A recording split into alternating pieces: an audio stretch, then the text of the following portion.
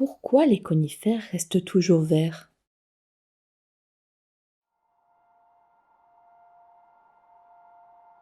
À l'automne, lorsque les jours deviennent plus courts, le soleil bien moins chaud, de nombreux oiseaux partent pour les pays chauds afin d'y passer l'hiver. Au printemps, lorsque les températures se font plus douces, ils font le chemin à l'envers et reviennent ici vivre un nouvel été. Les forêts qui comptent le plus d'oiseaux migrateurs sont les forêts du Grand Nord. Là-bas, les hivers sont rudes et le gel souvent terrible, en sorte que les oiseaux pourraient y mourir de faim et de froid. Il y a bien longtemps, dans ces forêts du Grand Nord, vivait un jeune merle. Pendant l'été, il avait bien grandi et était devenu un merle fort et robuste, qui chantait comme son père, son grand frère, ses oncles et ses cousins.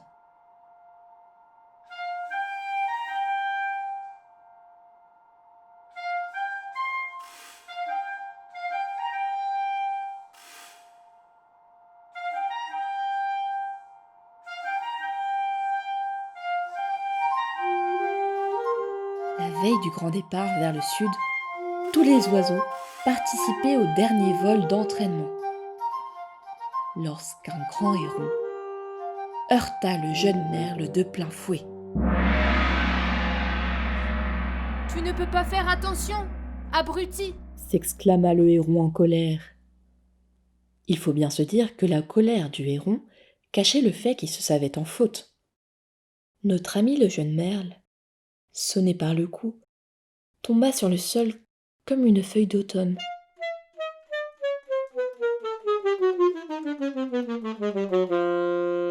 Son aile le faisait souffrir et elle pendait bizarrement.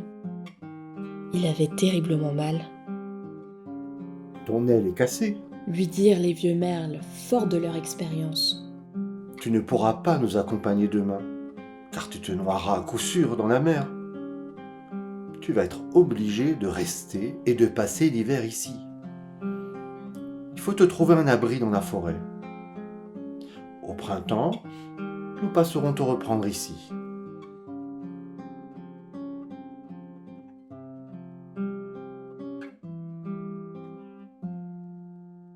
Le jeune merle était effrayé. Il n'avait pas le choix.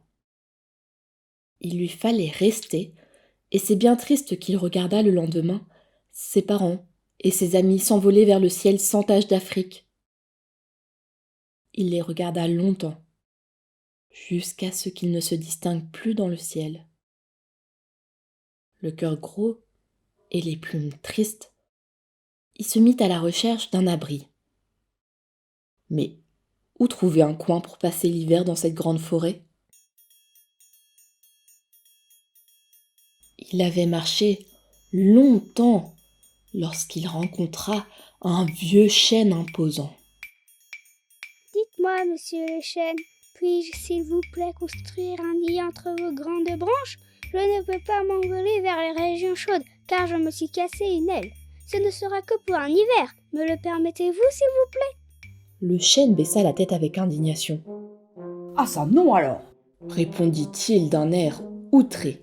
« Il n'en est pas question. Cherche un autre arbre. Si tu as faim cet hiver, tu mangeras tous mes glands et je deviendrai un chêne sanglant dont les autres se moqueraient. Pas question que je fasse ça. » Plus triste encore, le jeune merle partit à la recherche d'un autre arbre. Il arriva bientôt près d'un magnifique bouleau, dont les feuilles ondulaient doucement au vent. Il paraissait tellement accueillant, tellement beau, tellement gentil que le merle osa lui adresser la parole. « Dites-moi, monsieur le bouleau, peut-être pourrais-je chercher refuge entre vos branches contre le vent du nord. Je dois trouver un abri sans quoi je vais mourir gelé. Ce ne sera que pour un hiver. Lorsque le printemps reviendra, je chercherai un autre abri, mais mon aile est cassée et je ne peux aller nulle part ailleurs. » Le bouleau haussa les sourcils, plissa profondément le front Et très en colère, il répondit en agitant ses branches et en criant, N'es-tu pas un peu fou? dit-il d'un air méprisant. Garder mes propres feuilles me donne déjà suffisamment de travail. J'ai besoin de toutes mes branches. Je ne peux en sacrifier une seule pour te protéger. Cherche donc quelqu'un d'autre. Le jeune merle s'éloigna tristement. Ses pattes ne le supportaient plus, tant son chagrin était devenu lourd à porter. N'y avait-il donc personne dans cette forêt qui l'aiderait à passer l'hiver ? Il perdait espoir, quand soudain, au détour d'un sentier, il aperçut un joli saule, aux branches flexibles, sûr que celui-ci allait lui accorder sa protection. Il sentait l'espoir renaître dans son petit cœur. Dites-moi, monsieur le saule, pourrais-je nicher durant cet hiver entre vos branches? Je me suis cassé une aile et je ne peux m'envoler avec les autres oiseaux vers des régions plus chaudes. Je mourrai sûrement de froid si je ne trouve pas d'abri. Me le permettez-vous? Je vous en prie. Il leva les yeux d'un air suppliant vers le saule. L'arbre avait le cœur bon, mais il ne pouvait l'aider, Je suis sincèrement désolé pour toi. dit-il. Après tout, je ne te connais pas. Comment pourrais-je savoir si tu ne creuseras pas des trous dans mes branches, en cachette comme une pie, ou si tu ne me mangeras pas mes feuilles? Adresse-toi plutôt à quelqu'un d'autre. Il y aura peut-être un arbre qui acceptera de prendre un oiseau étranger sous sa protection. Je trouve cela terrible, mais je ne peux pas t'aider. Fatigué, le merle s'éloigna, bien décidé à ne plus demander protection à personne, puisque de toute façon, personne ne voulait l'aider. Il erra dans les bois touffus pendant 6 jours, 6 nuits. Mais tous les arbres avaient eu vent de son histoire par le chêne, le bouleau et le saule, et détournaient la tête dès qu'ils le voyaient.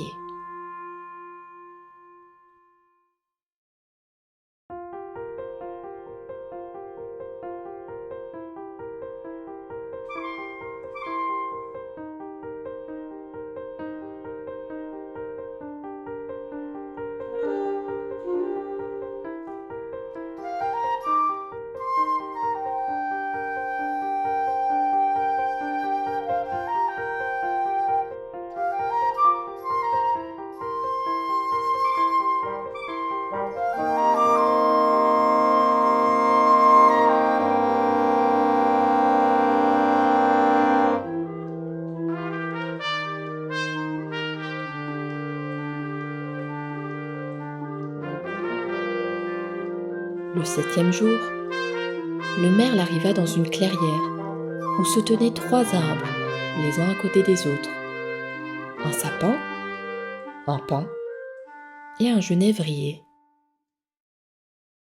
« Où vas-tu ? Demanda le grand pin, étonné. Il y a bien longtemps que tu devrais être dans un chaud pays du sud. Tu vas geler si tu ne pars pas très vite. » Je sais bien. Je me suis cassé une aile et je n'arrive plus à voler. Je cherche désespérément un abri pour l'hiver dans cette forêt, mais personne n'a de place pour moi. Le sapin, le pin et le genévrier se regardèrent en souriant. Si tu veux, tu peux rester auprès de nous. Dit le grand pin chaleureusement. Construis ton nid entre mes branches. Je suis suffisamment grand et fort pour te protéger contre tout danger. Mes branches sont suffisamment touffues pour arrêter le vent du nord. Dit le sapin. Construis ton nid entre ces branches les plus épaisses, mais reste près de moi.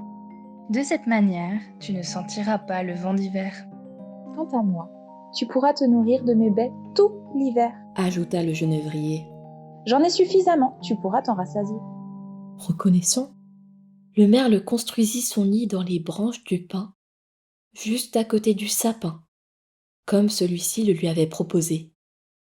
Chaque jour, il pouvait manger des baies de genévrier. Le merle était heureux avec ses 3 bons amis, et, de son nid, il leur chantait chaque jour sa chanson la plus mélodieuse en guise de remerciement.